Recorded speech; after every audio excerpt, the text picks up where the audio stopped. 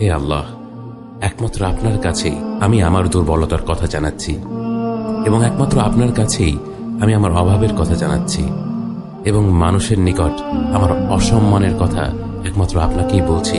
হে আরহামার রাহিমিন, আপনিই তো প্রতিটি দুর্বল ব্যক্তির রব এবং আপনিই আমার রব।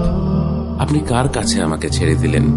এমন অচেনা মানুষদের কাছে যারা আমার ক্ষতি করতে চায়, নাকি এমন শত্রুর কাছে যাকে আপনি আমার চেয়ে অধিক শক্তি দিয়েছেন?